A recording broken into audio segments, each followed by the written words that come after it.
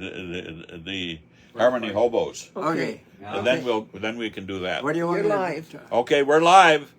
Merlyn, you want to sing Hopefully. your Icelandic tune you learned at 5 years old? 5 years old in this Swald Hall here.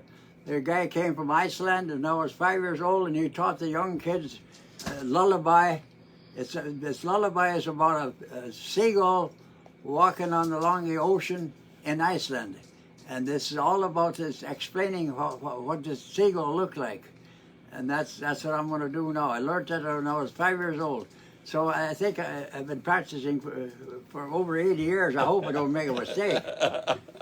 Okay, I'm going to do this. This thing I learned when I was 5 years old. It's all about the seagull. Fuglin I fjörunni, hann heitir Már. That's the name of the bird. Okay. Silkebleikir höfan hans. That meant what he looked like. His head was silk, like silk. Og gult under hár, ég så fuglin ekki smá. No, I'm by the devil, a foot of hár. That's what I meant to say, that he was big.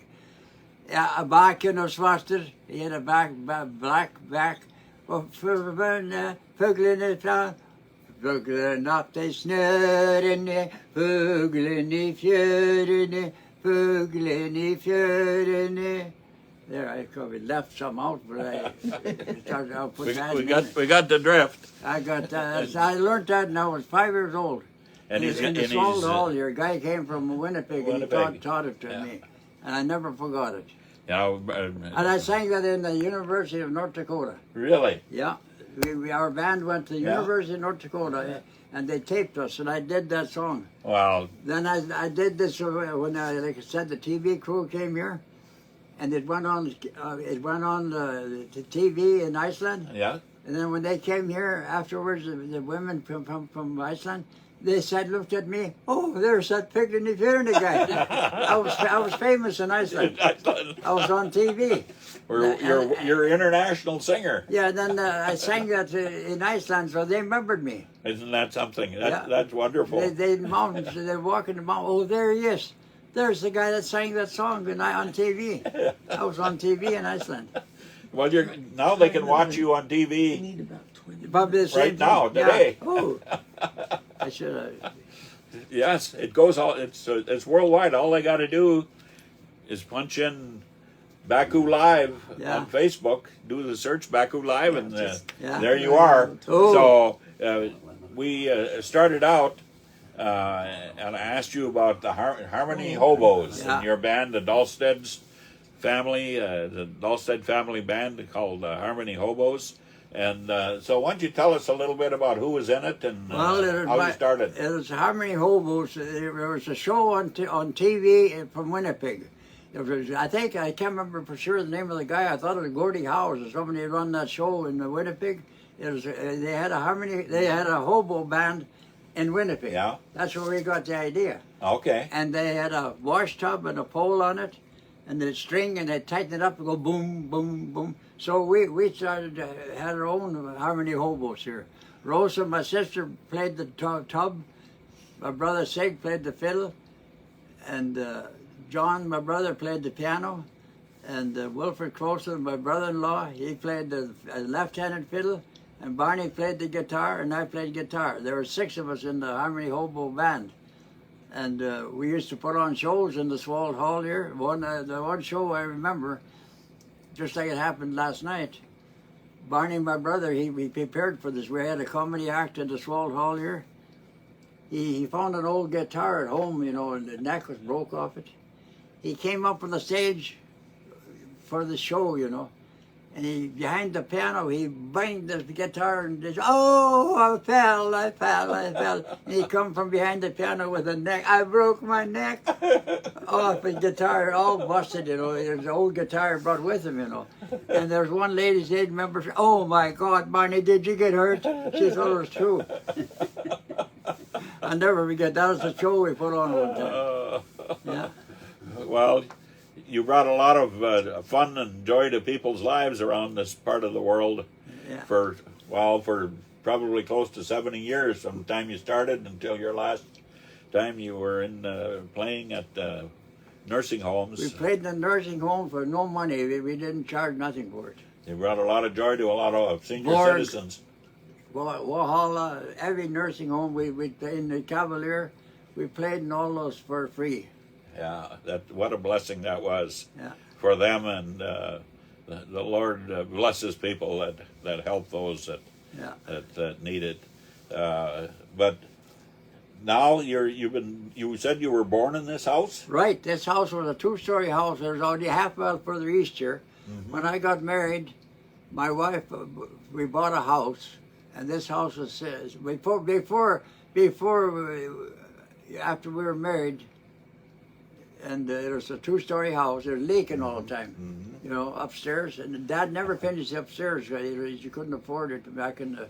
They built it in 1917. This house. Okay. Mm-hmm. And it was a two-story, and it was leaking all the time. So Dad, we decided when my wife said it was leaking, had trouble with leaking, so we decided to take the roof off and make it a single story. So this used to be a two-story house. Mm-hmm. And it was actually, we got the lumber from Sears Roebuck. Oh, sure. And a lot of houses were bought from Vic Cook's house was Sears Roebuck house. Dickie's house in Baku, that big two-story, Yeah, that was a Sears Roebuck house. sure. That house came from a mountain. Yeah. Right. I remember. Yeah. You know, I got a memory. I'm 89 years old, and I got a good memory so far. I don't have that, what do they call that, Alzheimer's. I don't have it yet, but I can remember just about everything when I was a little kid.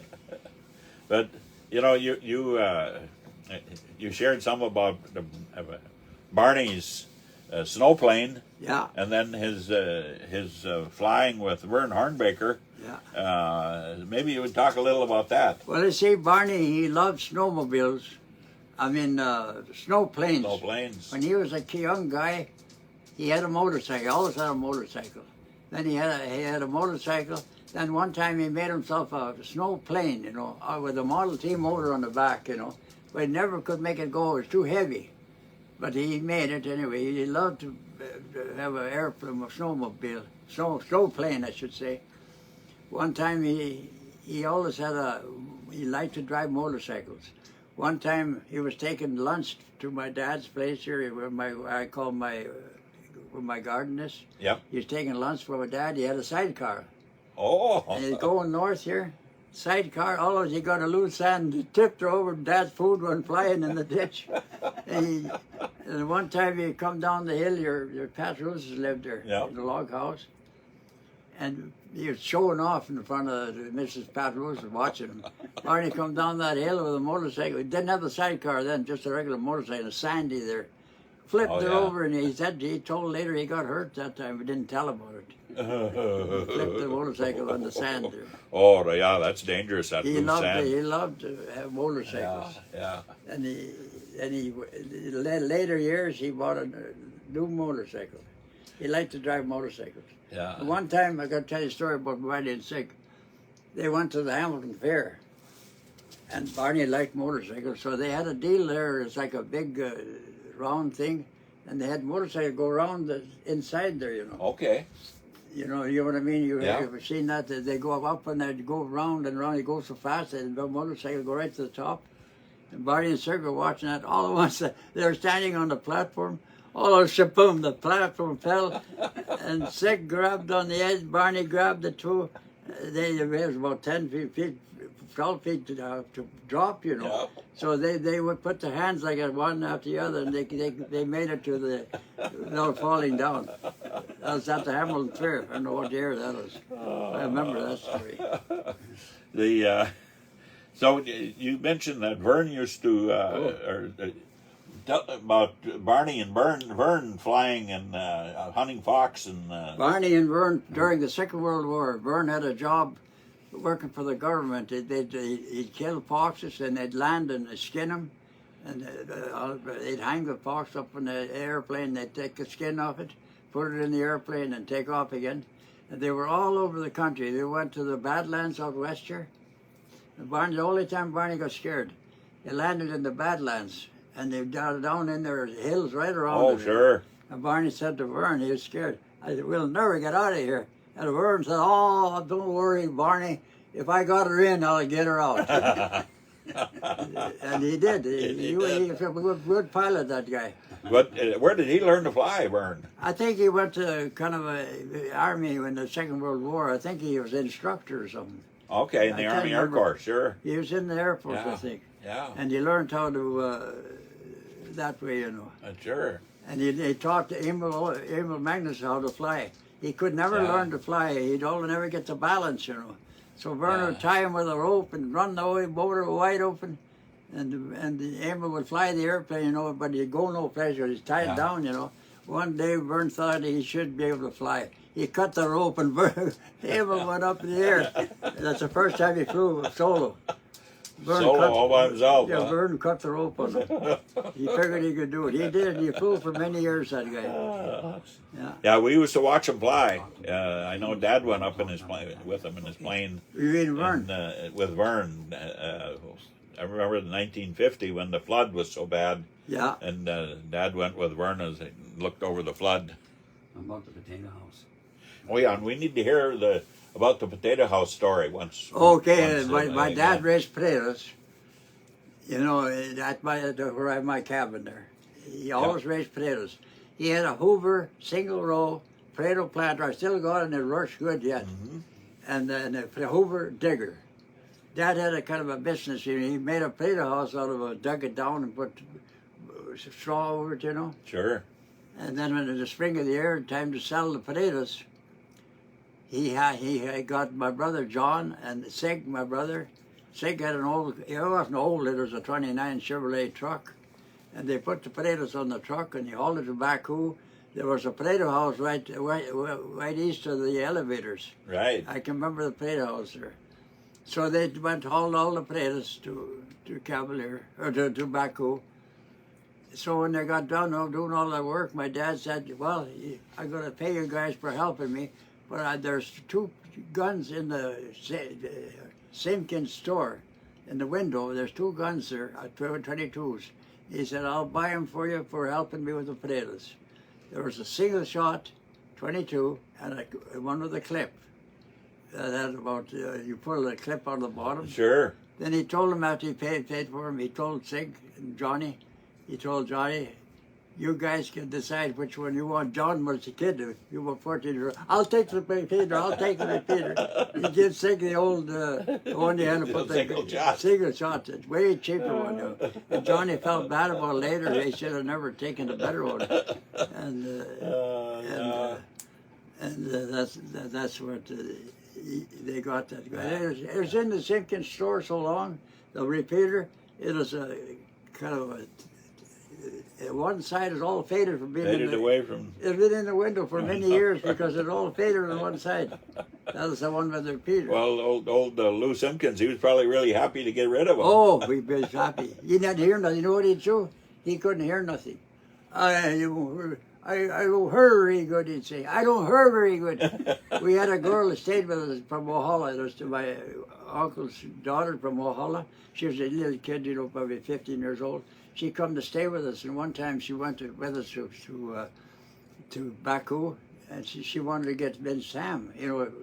Ben Sam. And they threw the old guy off, you know. Yeah. A young girl, she wanted Ben Sam to eat, you know, when she was staying with her. And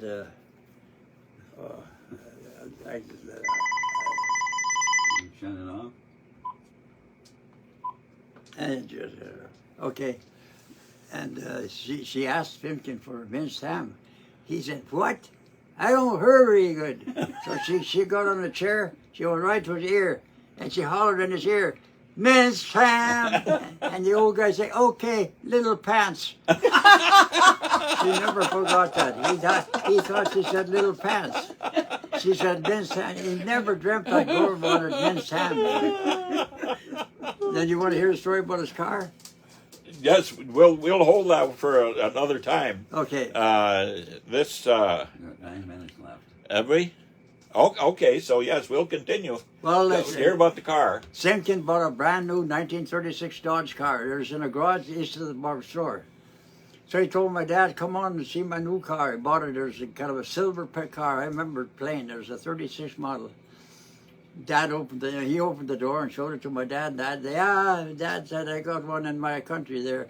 Alphonse Russa, he was in the First World War and he bought one just like it. What? You mean Alphonse Russa of the Bush got one? Yeah, he bought it and he couldn't drive. So he bought it in Walhalla. He had guys drive it home for him to Pat Russa's here. Yep. They come through the bush road and there's some guys that were drinking. I guess they bent the front end of a brand new car. Full of Alphonse, they bent his car. Yeah. Oh, yeah. That's a true story. There was. Tell us about the time Barney when Vern was flying and he had this guy. Hunting. That's before Barney got a job for yeah, Vern. But right. he had a guy, I can't remember his name, but he had a guy with a shotgun in the back, you know. In the back of the plane. In the back of the seat, you know, Piper Cub, a two-seater. You know? Okay. And the guy had the shotgun in the back. He'd go down to shoot the fox. And the guy, then he made a circle. All at once, the guy missed the guy, he shot right through the wing. And Vern hollered at him in the back, sit still, don't move a muscle. And I think, I understood he flew it straight to Grand Force to fix it. But he said when they landed, they could take the wing and just go up and down like it. Damn near broke the wing off. Shot the wing off. Vern told him, don't move a muscle. And he never got a job after that. That's when he hired Barney. And Barney shot all over. They went to Medora, in the Badlands, and they went to way out east in hunting timber wolves. At one time they landed in the Badlands here. Got a fox there or something. Yeah. And then Barney looked up, it was just like a hill right around him, you know. He told Vern, we'll never get out of here. Vern, don't worry, if I got her in, I'll get her out. Vern was a good pilot. He was a very good pilot. Like you said, he should be in the Flying Hall of Fame. You want to hear a story about him? Really true story. Go ahead. One time, Barney and him were flying around here, and it was January. It was a clear day like that in January. You know, not a very cold day. They landed there across the road from the bar in Leyden. There's a Cammy Sailor? Cammy Sailor had a bar there. So they landed there across the road. And then that's when Vern had a yellow airplane with a 70 horsepower engine in it, 90 horsepower maybe. He was telling Cammy Sailor about the big motor he got. He said, I can take off with so many feet, just it's so much power, that thing. Yeah. And Cammy said, let me see that happen. You betcha.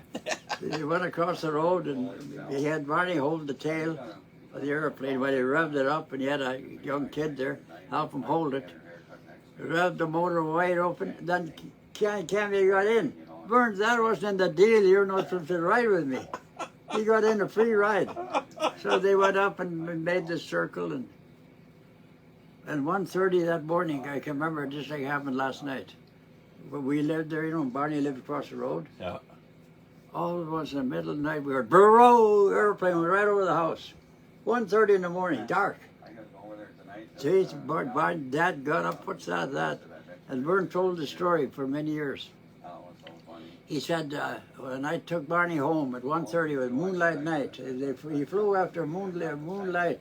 He could fly at night about as good as any time, he said. And he said, when I went over John's house, lights came on. Then I went over, it wasn't Willie Fink, the other guy. Elmer Fink's place. Should have seen the lights come on. So then, so he put the lights on, you know, and he got home. His wife put on the yard light. Right.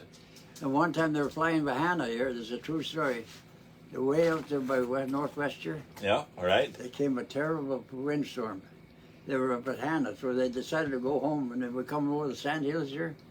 The sand was flying up in the air, and Vern hollered at Barney, and he said, you know, there's a 70-mile-an-hour wind down there. Jesus, Barney said, we better go straight to Grafton and land there. Oh, I'll get her down, he said.